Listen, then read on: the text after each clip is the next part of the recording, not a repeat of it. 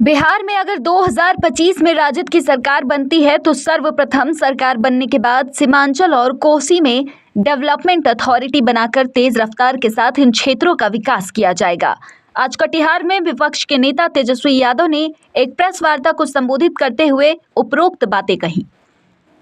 उन्होंने कहा कि बिहार में थाने से लेकर अंचल तक भ्रष्टाचार व्याप्त है, जिसे रोक पाने में सरकार पूरी तरह से विफल है। उन्होंने कहा कि बिहार में 10वीं से लेकर बीपीएससी तक के पेपर लीक हो रहे हैं, लेकिन राज्य सरकार इस मामले पर कोई ठोस कार्रवाई करने के बदले सिर्फ भ्रष्ट अधिकारियों को बचाने में लगी हुई है।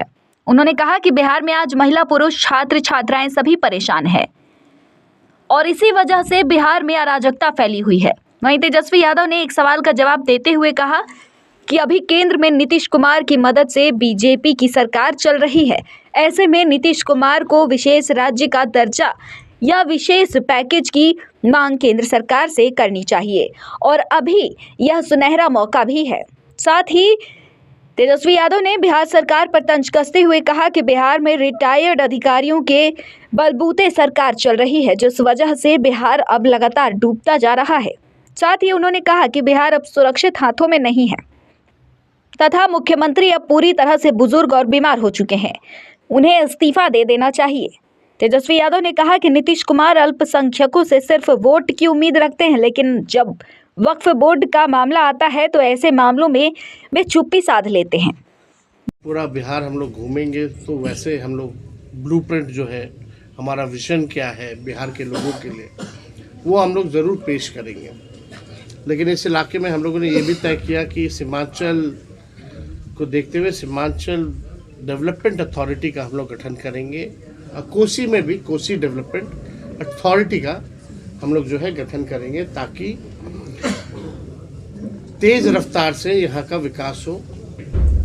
और आप लोग सब लोग को पता है कि इस मौजूदा सरकार में ब्लॉक लेवल चले जाइए, थाने में चले जाइए, भ्रष्टाचार जो है, भ्रष्टाचारियों का बोलबाला है, भ्रष्टाचार का बोलबाला है। इस पे सरकार जो है अंकुश जो है नहीं लगा पा रही है।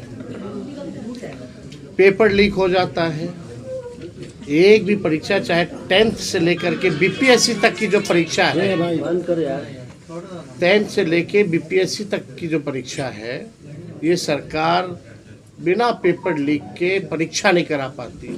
तो आप समझ सकते हैं बिहार में किस प्रकार का सरकार चल रहा है।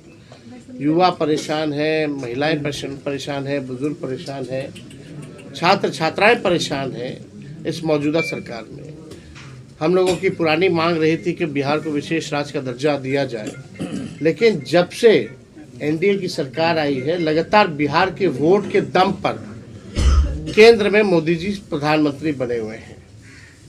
हमारे चाचा तो भूल ही गए बिहार को जो है विशेष राज्य का दर्जा दिलाने की बात।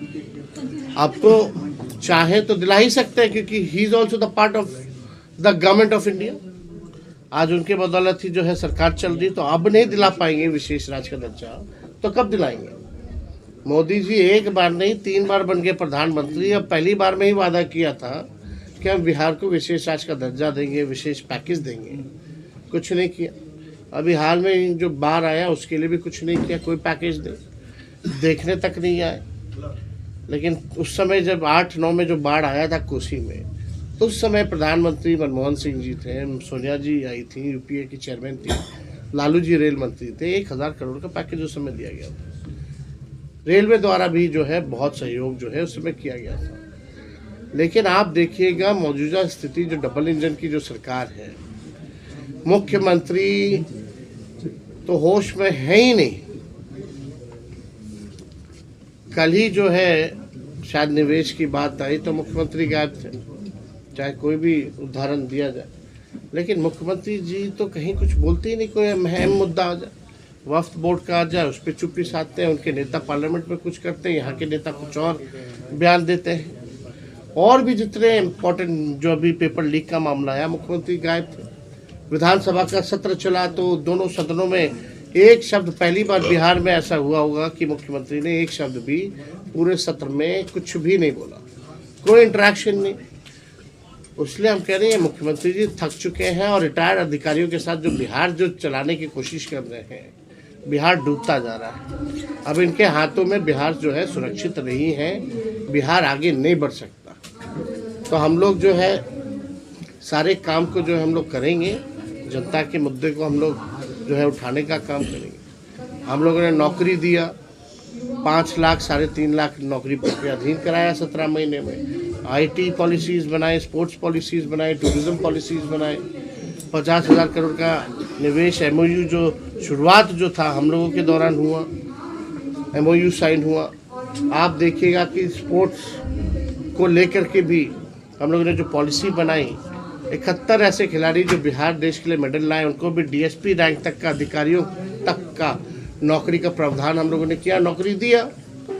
तो काम हम लोगों ने जो किया, चाहे मानदेय बनाने का या नियोजित शिक्षकों 4.5 लाख को हम लोगों ने जो है राजकीय कर्मी का दर्जा दिया। तो हम लोग लगातार बिहार को आगे ले जाने के लिए जो संभव प्रयास होगा हमारा दल, हमारे लोग जो है करेंगे।